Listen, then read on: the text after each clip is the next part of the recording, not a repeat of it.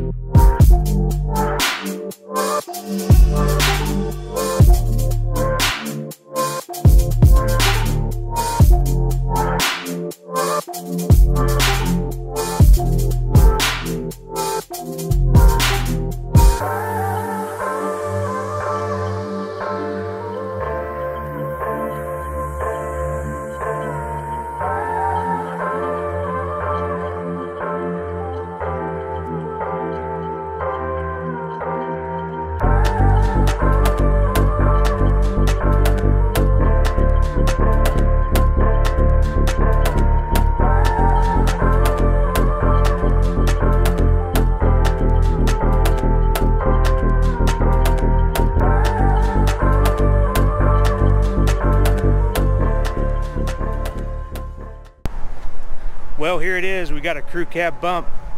They didn't make very many of these, so when I saw this one pop up for sale, I had to go get it. It's pretty cool. I tried to get some time lapse of us pulling on the trailer, but I think the camera blew over, so we'll see how much of that I got on video. But here it is. It's got some rust issues, like a lot of these do. Cab mounts look pretty good.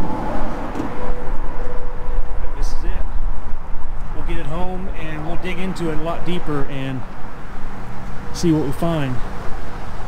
Looks like it was last on the road in 2015. That's pretty cool.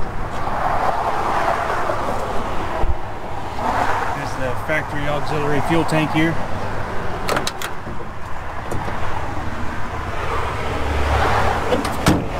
So yeah, we'll get this thing home and we're going to dig into it and clean it up and see what we have here. So see you guys at the shop.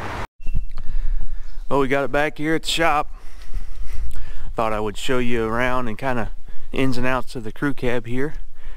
We're going to leave it on the trailer. We're going to haul it into town to our body guy and see what he thinks about the rust repair. So it's got some rust here in the fender, you know, like A lot of these trucks do. There's a pocket back here. I don't know if, yeah, you can't really see it, but there's a pocket back here that likes to hold junk and stuff, and they like to rot out there. This rear door has a little bit of rust right here. You can see it there, but the underside's pretty good, and here on the cab is pretty good. Now the crew cabs here, they had this cutout, little step here to get in. See how short little bit of room you have here? It's not like the modern crew cabs, that is for sure. Here's the little look at the rear door. It's got its unique window up here, unique door insert. And this is one thing I'm not sure about. It's got this handle here, and it probably had something down here. I'm not quite sure. I'm either going to have to find something or make something to go here, because we don't have that. But it had a door, or this door seal here, the trim piece that was off of it, but we have it, which is good. And there's another piece that goes here.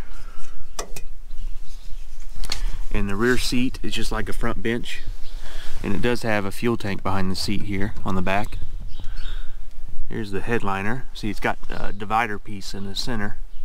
I think it just has a front headliner on the back. I'm not sure yet, but we have all the trim.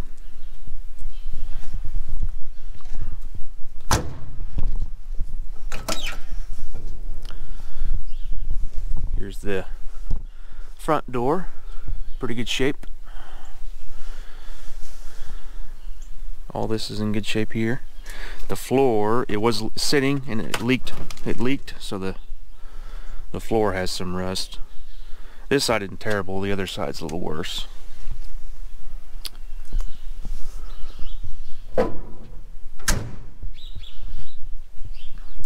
Has some damage right there. The short bed, the 250s were short beds, the 350s were long bed, and this is a 250, so it's got a short bed. This side looks pretty good, the other side's pretty bad, but it has some rot issues in it. Has a drop hitch bumper. Here's some, that's all beat up, and the corners are rusted out, so we might have to source another short bed.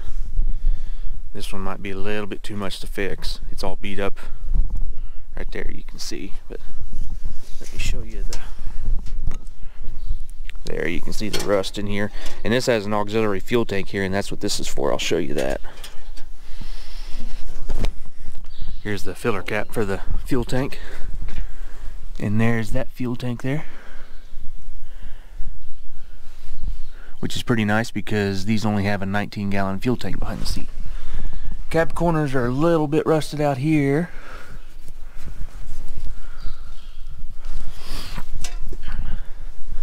This door's got a little bit of bubbling starting right there, and this one's got some right there as well.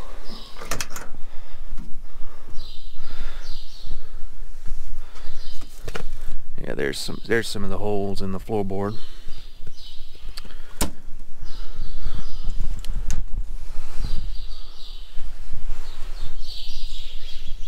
There's that step for the rear seat there.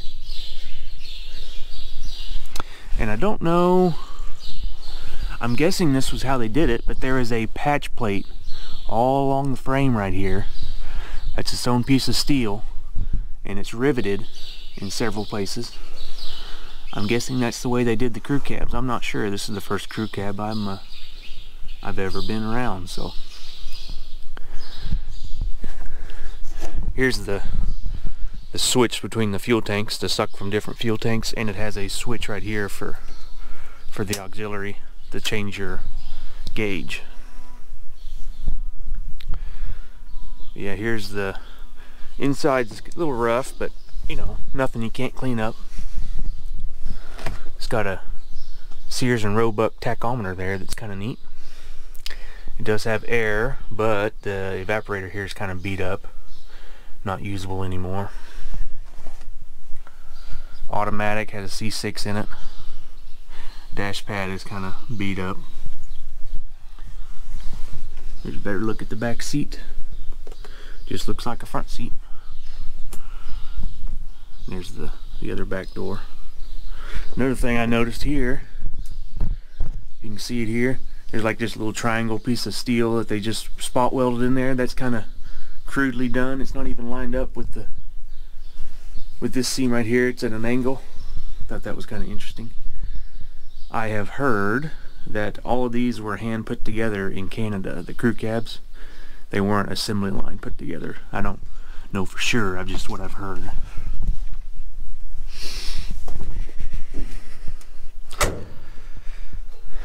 This fender is good, surprisingly. And here's this badge here would say crew cab. And it does have West Coast mirrors on it. The other side is missing the mirror, but the frame, it has the frame. It just has a different mirror on it. Has 16.5 wheels. Pretty good 72 grill. And this is pretty grimy. It was sitting under a tree for a while. It has a 390. It was rebuilt in 2002. Said it was running when he parked it. You know, we haven't tried starting it yet, but it has a recently replaced heavy-duty radiator, which is nice. See how this one's 4-core radiator. It's a lot bigger and round top.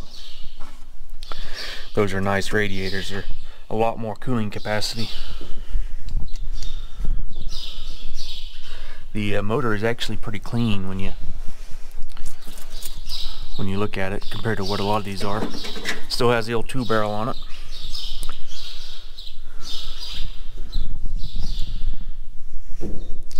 And it also has the disc brakes, which is pretty rare for a bump. It has these 2-piston disc brakes in the front, heavy-duty disc brakes. That's nice.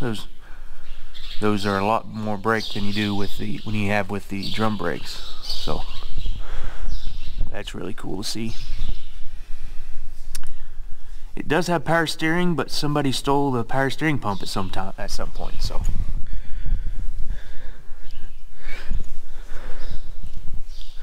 it leaked a bunch out whenever we were pulling it up. So yeah, that's basically the truck.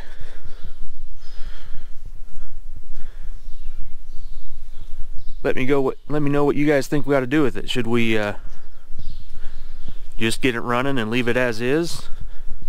Should we restore it to factory condition, 2-wheel drive and all? Or should we do a highboy build with another 428? Let me know what you guys think. We have a 428 in here. Should have turned the lights on. We have this 428 sitting here. It's actually my dad's for his highboy. We might do fuel injection on it and stretch a highboy frame, put this on a highboy frame. I don't know yet. Let me know what you guys think in the comments. What would you do with it? But anyway, that's crew cab. They're super cool. So that's it, guys. I think that's all we have for this episode, because I don't know what we're going to do with this thing yet. So let me know what you guys think. Should we leave it ratty and get it running? Should we restore it, leave it 2-wheel drive, factory new? Should we do resto mod, 4-wheel drive, fuel injection, all that stuff? So let me know what you guys think in the comments below. Tell me what you would do with it, and we'll see you in the next episode. Thanks for watching, everyone.